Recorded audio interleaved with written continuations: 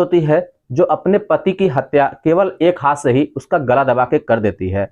उसका एक हाथ काम का नहीं होता है। कुछ साल पहले उसका हाथ टूट चुका था, इसलिए उसने एक हाथ से ही अपने पति का गला दबा के हत्या कर देती है। इस बात का पता जब घर वालों को चलता है, पुलिस को चलता है, तो सबके पसीने छूट जाते हैं। क्या है सच्चाई? आखिर उसे अपने पति का गला दबा के हत्या करने की क्या जरूरत पड़ी?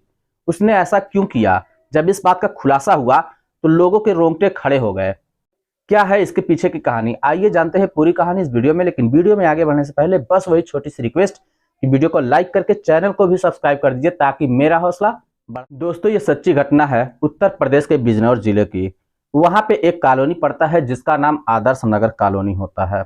वहां पे एक महिला होती है जिसका नाम शिवानी होता है, जिसकी उम्र करीब 27 साल की होती है। उसके गोद में 6 महीने का बच्चा होता है। दोपहर का वक्त हो रहा होता है। वो रोते बिलखते हुए अपने देवर को फोन करती है और कहती है कि देवर जी, आप चाहे जहां पे भी हों तुरंत आइए, आपके भैया को हार्ट अटैक आया है। उसके बाद वो अपने सास को फोन करती है। अपने सास से भी यही बात कहती है दोस्तों, क्योंकि वो जो है वो आदर्श नगर कॉलोनी में किराए पे रह रहे थे। उसके बाद उसका पति जहां पे काम कर रहा होता है वहां पे उसके दोस्तों को भी फोन कर देती है और कहती है कि मेरे पति को हार्ट अटैक आया है, आप लोग जहां पे भी हो जल्दी आइए। इधर रोते बिलखते हुए देखती है कि जब उसकी हालत सीरियस हो रही है तब उसे लेकर पास ही के एक अस्पताल में पहुंचती है। वहां पे जब डॉक्टर देखते हैं तो कहते हैं कि ये हमारे बस का नहीं है, इसे जिला अस्पताल में लेकर जाइए, वहीं के डॉक्टर इसका इलाज कर पाएंगे। इतना कहने के बाद उसके पति को रेफर कर देते हैं। ये महिला शिवानी रोते बिलखते हुए अपने पति को आनन फानन में लेकर जिला अस्पताल पहुंचती है। वहां पे वो डॉक्टर के हाथ पैर जोड़ने लगती है, कहती है डॉक्टर साहब मेरे पति को बचा लीजिए, मेरे पति को हार्ट अटैक आया है। अब ये बात जब डॉक्टर साहब सुनते हैं तो वो चेक वगैरह करना शुरू कर देते हैं। चेक करने के बाद कहते हैं कि थोड़ा समय और पहले लेकर आई होती तो शायद हम इनकी जान बचा सकते थे, लेकिन फिलहाल अब हम कुछ भी नहीं कर सकते, इनकी मृत्यु हो चुकी है, ये दुनिया से जा चुके हैं हम। ये बात सुनकर शिवानी और भी दहाड़े मार मार कर रोने लगती है। तब तक इसने जिसको जिसको फोन किया था, जैसे अपने देवर को फोन किया था, अपने सास को फोन किया था और अपने पति के जो दोस्त होते हैं उनको फोन किया था, सभी लोग उस अस्पताल में आ जाते हैं। अस्पताल में आने के बाद सभी लोग सोचने लगते हैं कि पति जवानी में, अभी साल ही भर शादी हुई है, एक ही साल के अंदर इसके पति का देहांत हो गया, हार्ट अटैक आ गया, अब ये किस तरीके से रहेगी। कुछ लोग विचार करते हैं कि चलो बॉडी को लेकर घर पे चलते हैं, लेकिन फिर अचानक में लोगों के दिमाग में मेरठ वाली कहानी घूमने लगती है। कहीं ऐसा तो नहीं इसी ने कुछ किया हो सकता है। वो लोग कहते हैं हम इसकी जो है पहले पोस्टमार्टम कराएंगे, यहाँ पे पुलिस बुलाएंगे, पोस्टमार्टम होगा उसके बाद ही लाश घर पे जाएगी। अब ये बात सुनकर शिवानी और जोर से गुस्सा होने लगती है और कहती है आप लोगों को पता है, मैंने सुना है कि जब पोस्टमार्टम के लिए लाश जाती है तो वहां पे पूरे शरीर को चीर फाड़ दिया जाता है। क्या आप लोग चाहते हैं कि मेरे पति को चीरा फाड़ा जाए? मैं ऐसा बिल्कुल भी नहीं चाहूंगी। लेकिन जो परिवार के सभी सदस्य लोग होते हैं वो बिल्कुल अपनी बातों पर अड़े होते हैं और कहते हैं कि नहीं, इसका पोस्टमार्टम होगा ही होगा, उसके बाद जो रिजल्ट आएगा उसके बाद आगे की कार्रवाई की जाएगी, इसका दाह संस्कार किया जाएगा। अब जो शिवानी का देवर होता है वो तुरंत से पुलिस को फोन कर देता है। पुलिस मौके पे अस्पताल पर पहुंच जाती है और लाश को अपने कब्जे में ले लेती है। उसके बाद पुलिस कहती है कि आप लोग चाहें या ना चाहें इसका पोस्टमार्टम तो अब होना ही होना है। उसके बाद पुलिस लाश को कब्जे में लेकर पोस्टमार्टम के लिए भेज देती है। लेकिन पोस्टमार्टम रिपोर्ट आने के बाद सबकी आंखें फटी की फटी रह जाती हैं। सब सोचने पर मजबूर हो जाते हैं कि क्या कोई ऐसा भी कर सकता है। दोस्तों, दरअसल जो रिपोर्ट में आया था उसमें आया था कि कुछ नशीला पदार्थ इसको खिलाकर इसका गला घोट के हत्या किया गया था। अब पुलिस को जब यह बात पता चलती है तो वो छानबीन में जुट जाती है। सबसे पहले वो शिवानी को अरेस्ट करती है और उससे पूछताछ करना शुरू कर देती है। जब शिवानी देखती है कि लग रहा मेरा भांडा फूटेगा तो वो तरह तरह की कहानियां बनाना शुरू कर देती है। वो कई कहानियां सुनाती है, लेकिन पुलिस को तलाश थी सच्ची वाली कहानी की। इसलिए जब वो और प्रेशर डालती है और भी छानबीन करती है तब शिवानी टूट जाती है और वो सारी सच्चाई उगलना शुरू कर देती है। उसने जो कहानी बताई वाकई में दिल दहला देने वाली कहानी थी। आखिर ऐसा क्या हुआ था?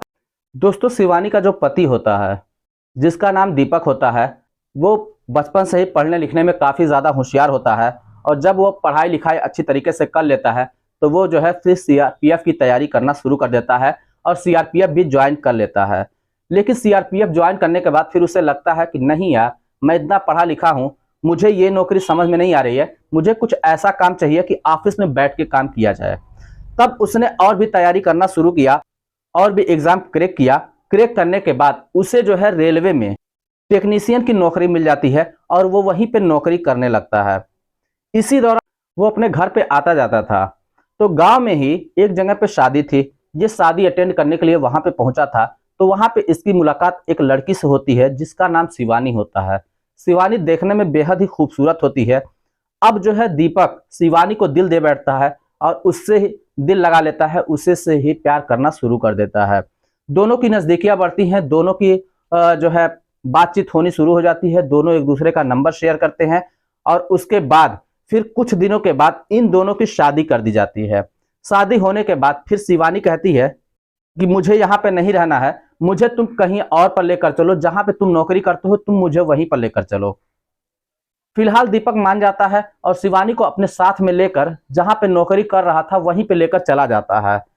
वहां उसे रहने के लिए एक सरकारी आवास मिलता है, लेकिन शिवानी कहती है कि मुझे सरकारी आवास में नहीं रहना है, मुझे कोई प्राइवेट स्थान ले लो, प्राइवेट रूम ले लो, मैं वहीं पे रहूंगी, मैं सरकारी आवास में नहीं रहूंगी। तब दीपक फिर तलाशने लगता है और उसको आदर्श नगर कॉलोनी में एक कमरा मिल जाता है और वहीं पे वो रहने लगते हैं।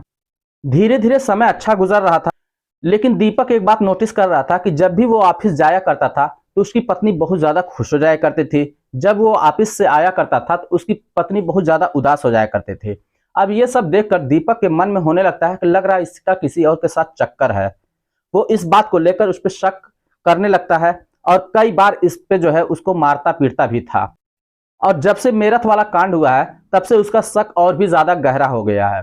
इसी बीच उसकी सास यानी दीपक की जो माँ होती हैं वो फोन करती हैं और कहती हैं कि बेटा, जो तुम्हारी 6 महीने की बच्ची हो चुकी है उसका मुंडन भी कराना है तो तुम लोग घर पे आ जाओ। लेकिन शिवानी कहती है कि नहीं, मुझे किसी भी हाल में वहां पे नहीं जाना है, मैं यहीं पे रहूंगी, चाहे तुम कुछ भी कर लो। मगर इस पर दीपक जो है बार बार उससे कहता है, लेकिन फिर भी शिवानी तैयार नहीं होती है। आखिर दोस्तों 4 अप्रैल 2025 का दिन आ जाता है। सुबह का नाश्ते का समय रहा होगा। नाश्ते के समय शिवानी ने नाश्ते में 4 नशे की गोलियां मिला दी थी, जिसकी वजह से दीपक नाश्ता करता है। नाश्ता करने के बाद फिर पूजा पाठ करना शुरू कर देता है। पूजा पाठ करते करते उसी दौरान उसे चक्कर आता है और वो बेहोश हो जाता है, बेहोश होकर गिर पड़ता है। इसी बीच शिवानी को मौका मिल जाता है और उसने अपने एक ही हाथ से उसका गला दबाकर उसकी हत्या कर देती है। और उसके बाद 6 महीने के बच्चे को लेकर फिर छत पे धूप दिखाने के लिए चली जाती है। वहां पे जाते समय उसको फिर दिमाग में आता है कि आखिर ये बात खुलेगी तो मुझे कुछ ना कुछ तो करना ही पड़ेगा। तब उसके दिमाग में एक प्लान आता है और एक कहानी बुनती है और वो फिर उठती है, तुरंत अपने देवर को फोन करती है, अपने सास ससुर को फोन करती है और उसके बाद जो दीपक के दोस्त होते हैं उन सभी को फोन करती है। इस तरह से जब शिवानी ने बयान दिया तो ये सारी बातें सुनकर पुलिस भी हैरान हो गई। कुछ लोगों का कहना है कि शिवानी ने उसकी नौकरी हथियाने के लिए उसकी हत्या की है, जबकि कुछ लोग और कह रहे हैं कि इसका किसी और के साथ चक्कर था, इसी वजह से अपने ससुराल नहीं जाना चाहते थे। फिलहाल अब शिवानी न ससुराल जाएगी न मायके जाएगी, बल्कि वो जेल में जाएगी। और उसका जो 6 महीने का बच्चा है अब वो किसके पास रहेगा, अपनी नानी के पास रहेगा या दादी के पास रहेगा, ये अभी कुछ कहा नहीं जा सकता। वो तो आने वाले समय में ही क्लियर हो ही जाएगा। तो दोस्तों ये रही कहानी। इस कहानी को सुनाने का मतलब किसी के दिल को ठेस पहुंचाना नहीं था, किसी की भावनाओं के साथ खिलवाड़ करना नहीं था। वैसे दोस्तों आप लोगों की इस कहानी के बारे में क्या राय है? आपकी जो भी राय हो आप हमें कमेंट बॉक्स में लिखकर जरूर बताइएगा। चलिए फिर मिलते हैं नेक्स्ट वीडियो में, तब तक के लिए जय हिंद।